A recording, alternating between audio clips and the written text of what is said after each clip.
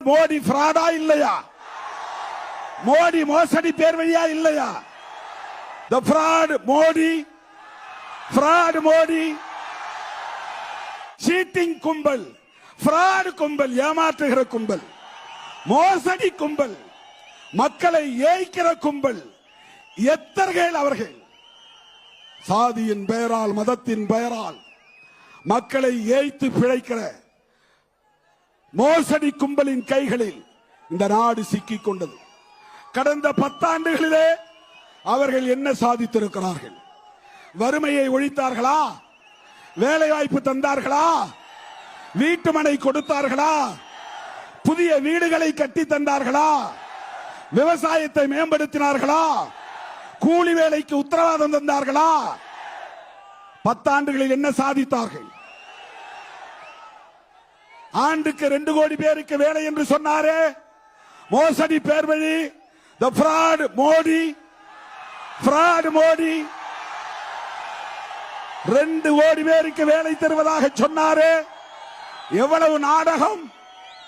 கான்ஸ்டிடியூஷனை போய் தொட்டு கும்பிடுகிறார், அம்பேத்கர் காலை தொட்டு கும்பிடுகிறார், ராமர் கோயிலுக்கு போய் சாஷ்டாங்கமாக அப்படியே தரையில் படுத்து எழுந்திருக்காமல் வடிவேல் மாதிரி கிடக்கிறார். உலக மகா நடிப்பு, உலக மகா நடிகர் மோடி மக்களை ஏய்க்கிறார். அவரால் இந்த தேர்தல் அரசியலில் இதை சாதித்தேன், அதை சாதித்தேன், இந்த 10 ஆண்டுகளில் இந்த திட்டத்தை நடைமுறைப்படுத்தினோம் சொல்ல முடியுமா?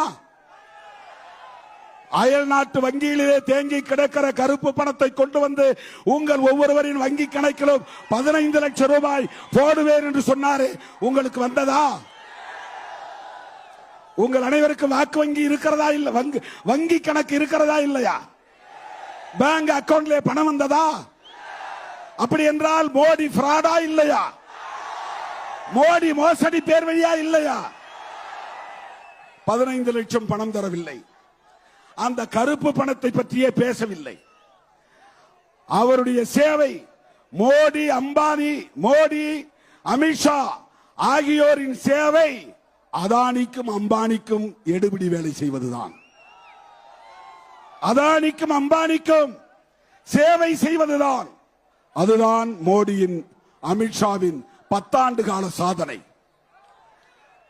பல லட்சம் கோடி ரூபாயை ஏமாற்றிவிட்ட தொழிலதிபர்கள் எல்லாம் வட இந்தியக்காரர்கள். எல்லோரும் மோடி சமூகத்தை சார்ந்த பனியா கும்பலை சார்ந்த தொழிலதிபர்கள். விஜய் மல்லையா உட்பட பல லட்சம் கோடி தள்ளுபடி செய்தார்கள். நீ நானும் கடன் வாங்கினால் தள்ளுபடி செய்கிறார்களா? படிப்பு கல்விக்கு கடன் தருகிறார்களா? ஏதேனும் ஒரு பெட்டி கடை வைத்துக் கொள்ள கடன் கேட்கிறோமே, வங்கிகளில் கடன் தருகிறார்களா?